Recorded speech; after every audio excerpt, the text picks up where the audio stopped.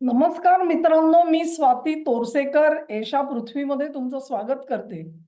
आम्ही जेव्हा लहान होतो त्यावेळेला रत्नाकर मतकरी हे बाल रंगभूमी वरती गाजणारे एक लेखक होते आणि त्यांनी लिहिलेली एकामागून एक सरस नाटकं ही मुलांना एका वेगळ्या विश्वामध्ये घेऊन जायची. त्याच एका नाटकामध्ये असं एक त्यांनी चित्र रंगवलेलं होतं, की त्या काळचं एक अतिशय फेमस गाणं होतं. त्या तिथे पलीकडे माझिया प्रियेचे झोपडे. तर तो जो बसलेला असतो, राजाचे सैनिक येतात आणि त्याला विचारतात, की "अरे बाबा, हा कुठे गेला?" ते एका चोराला शोधत असतात आणि चोर कुठल्या वाटेला गेला त्यांना काही कळत नाही. म्हणून तो जो तिथे बसलेला प्रजाजन असतो, तो त्या गाण्याच्या स्वरूपामध्ये त्या राजाच्या सैनिकांना उत्तर देतो. "त्या तिथे" असं म्हटल्याबरोबर सगळे राजाचे सैनिक धावत जातात उजवीकडे. धड-धड, धड-धड, धड-धड, धड-धड रंगभूमीवर असा आवाज. तिथे बघून तर तिथे तर कोणीच नाही. ते परत तिकडे येतात. ते त्याच्यापर्यंत आले, की तो म्हणतो, "पलीकडे." म्हटल्यानंतर सगळे राजाचे सैनिक डावीकडे जातात. तिकडे बघायला लागतात. तिथेही नाही म्हटल्यानंतर ते परत येतात. मग हा आपला शांतपणे "माझिया प्रियेचे झोपडे" असं गाणं पूर्ण करतो.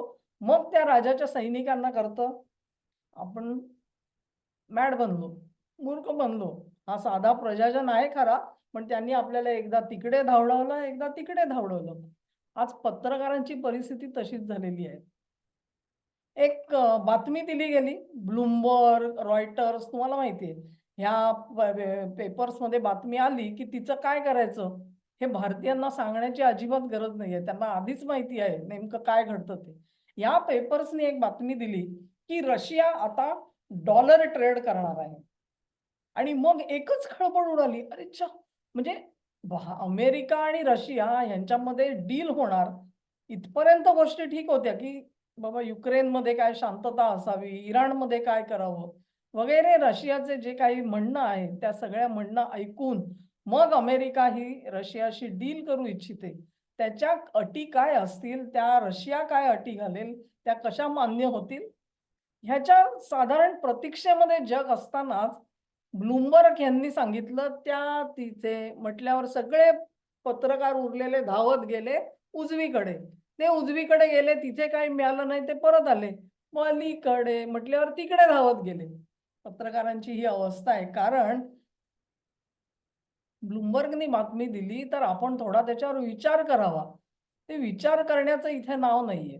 कल्पना करा तुम्ही, की जेव्हा ते म्हणतात, की रशियाला आता डॉलरमध्ये व्यवहार करायचा आहे. याचा अर्थ असा त्यांनी काढला, की डी-डॉलरायझेशनची जी काही प्रक्रिया होती, त्या प्रक्रियाला रशियानी फुंकून टाकलेलं आहे. म्हणजे आता रशिया डॉलरमध्ये सुद्धा व्यवहार करायला तयार आहे. आजपर्यंत त्यांनी डॉलरला व्यवहारातून हद्दपार केलेलं होतं आणि आता ते डॉलर स्वीकारणार आहेत. हा इशारा जो आहे तो ब्लूमबर्ग आणि मंडळींचा केवळ रशियासाठी नाही, तर तो ब्रिक्सच्या देशांसाठी पण आहे आणि ब्रिक्समध्ये सुद्धा जास्त करून चीनसाठी हा इशारा दिला जातोय. कारण अखेर ट्रम्पना चीनला नमवायचंय. तेव्हा जोपर्यंत ब्रिक्स एकत्र होते, तोपर्यंत चीनला नमवणं कठीण होतं. म्हणून आधी भारताला फोडण्याचा प्रयत्न झाला. आता रशियाशी डील करायचा प्रयत्न करतायत. चीन एकटा पडला, की मग त्याच्याशी त्यांना डील करता येईल असं त्यांना वाटतंय. तो भाग वेगळा. एक मुळात ह्या आरोपामध्ये तथ्य किती हे आपण बघूया. अर्थात एक लक्षात घ्या, या बातम्या आल्या आणि मग त्याच्यावर मल्लीनाथी सुरू झाली. "अरे, डी-डॉलरायझेशन बोंबललं. बघा, आम्ही सांगतच होतो. डॉलर तर मजबूत राहणार आहे. त्याला काहीच होणार नाहीये." तो डॉलर मजबूत होणार का नाही, हा एक वेगळा मुद्दा आहे आणि त्याचा वेगळा विचार करता येईल. पण अशा तऱ्हेने ज्या बातम्या आल्या, त्यानंतर रशियानी हे स्पष्ट केलं, की आम्ही अशापैकी काहीही करणार नाही आहोत. हे स्पष्टीकरण आल्यानंतर सुद्धा मंडळी गप्प बसायला काही फारशी तयार नाहीयेत. तेव्हा मग आपल्याला अधिक वस्तुस्थितीमध्ये बुडी मारून बघावं लागेल, की काय होतंय ते. आजच्या घडीला काय अवस्था आहे बघा. म्हणजे युक्रेनचं युद्ध सुरू झाल्यापासून गेली 4 वर्षामध्ये रशिया आणि इतर देश ह्यांच्यामध्ये जो व्यापार आहे त्यातला नंबर 1 चा त्यांचा सहकारी चीन आहे, नंबर 2 चा भारत आहे आणि तिसरा तुर्कस्तान आहे.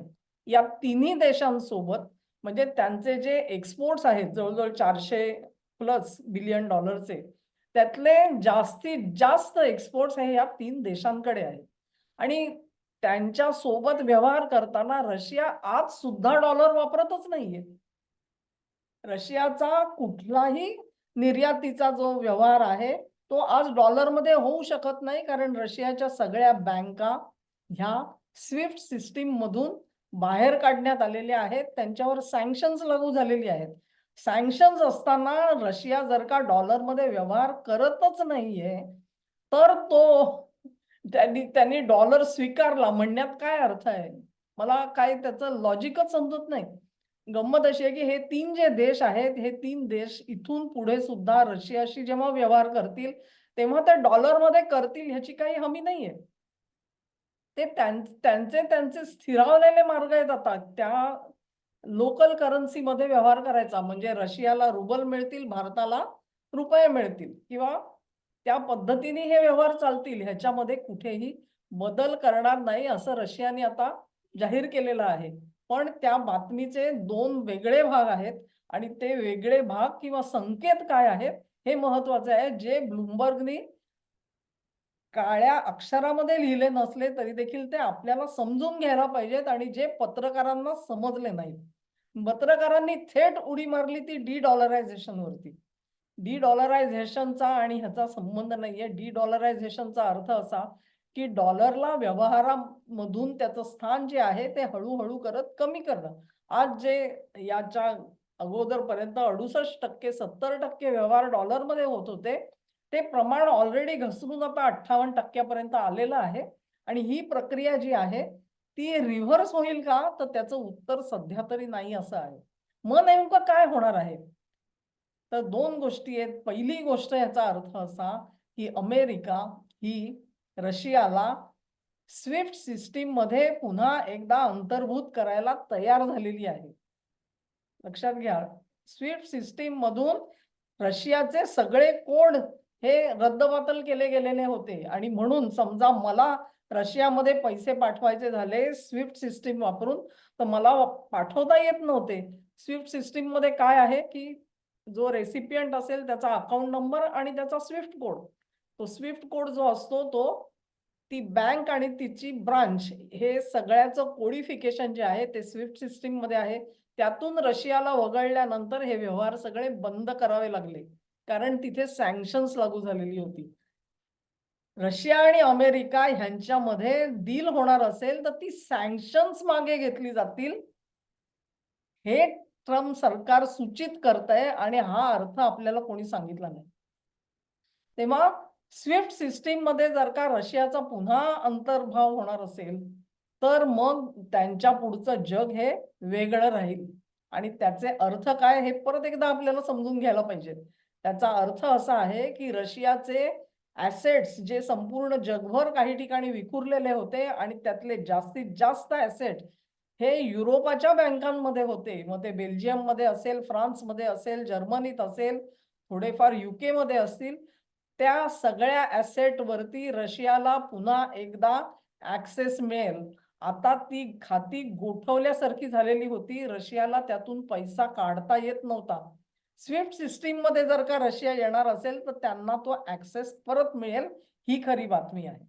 ह्याचा आणि डी-डॉलरायझेशनचा काही संबंध नाही. दुसरी गोष्ट ह्या डी-डॉलरायझेशन असेल किंवा ते एक त्याला काय म्हणतात? एक वेगळी दिशा दिली गेली त्या सगळ्याला आणि डिस्कशन जे आहे ते भरकटवलं गेलं. पण ते तसं नाहीये. आज रशियाची आर्थिक परिस्थिती काय आहे बघा. त्यांनी मोठ्या मुश्किलीने आपली अर्थव्यवस्था सांभाळलेली आहे. थोडेफार जे काही त्यांचे निर्यातीचे जे काही व्यापार आहेत त्याच्यामधून त्यांना जो काही पैसा मिळतोय त्यांचा विकासाचा दर आज 1% वरती आलेला आहे. आणि 1% वरचा दर हा कुठल्याही देशाला फार काळ तारून नेऊ शकत नाही. त्यांना त्याच्यामध्ये सुधारणा करण्याची गरज आहे आणि त्याच्यासाठी मोठ्या प्रमाणावर भांडवलाची गरज आहे. हे भांडवल ते कुठून मागणार? ते भांडवल काही त्यांना ब्रिक्स कंट्रीज मधून मिळणार नाहीये. त्या भांडवलासाठी त्यांना अमेरिकेकडे जावं लागेल. आणि या डीलचा अर्थ असा आहे, की रशियाला जर का भांडवल उभं करायचं तर त्यांना आता अमेरिकेच्या वित्तीय संस्थांकडे जाता येईल, अशा पद्धतीचं डील अमेरिका आणि रशियामध्ये आपल्याला बघायला मिळेल.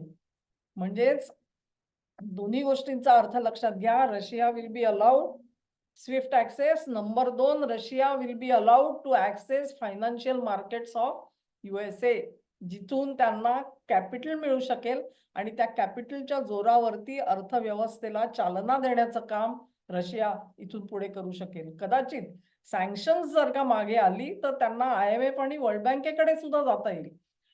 ते तिथे जातील का ओपन मार्केटमध्ये जाऊन कॅपिटल उभं करतील, हे सगळ्या गोष्टी ह्या रशियावरती आपण सोडून देऊ. तिसरी गोष्ट अशी की अमेरिकन कंपन्या ज्या आहेत त्या अतिशय उत्सुक आहेत पुन्हा एकदा रशियामध्ये जाऊन व्यापार करण्यासाठी.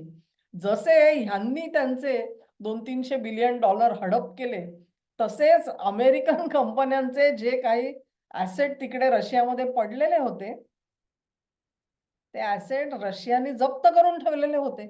म्हणजे जसे त्यांना 200 बिलियन डॉलर मिळणार नाही, तसे अमेरिकन कंपन्यांचे सुद्धा ॲसेट रशियामध्ये पडलेले आहेत आणि ते पुनरुज्जीवित करण्यामध्ये त्या कंपन्यांना रस आहे. गेली 5 वर्ष त्याच्यात काही प्रगती होऊ शकलेली नाही आणि ती होऊ शकली तर त्या कंपन्यांना आनंद होईल आणि एकंदरीत अमेरिकेची जी अर्थव्यवस्था आहे तिला सुद्धा चालना मिळू शकेल. तेव्हा अशा पद्धतीचं डील त्याच्यातला अजून एक सुप्त अर्थ असा आहे, की आज जे आपल्याला सांगितलं जात आहे ना, की तुम्ही रशियाचं तेल घेता कामा नये. त्या अमेरिकेच्या धमक्यांमध्ये काहीही अर्थ उरणार नाही. सँक्शन्स जर का मागे घेतली गेली, तर आम्ही तेल कोणाकडून घेतो ह्याला काही अर्थच उरत नाही. इट्स अन ओपन मार्केट आणि त्या ओपन मार्केटमध्ये भारत कुठून तेल घेतो ह्याच्यावरती अमेरिका आग पाखड करणार नाही.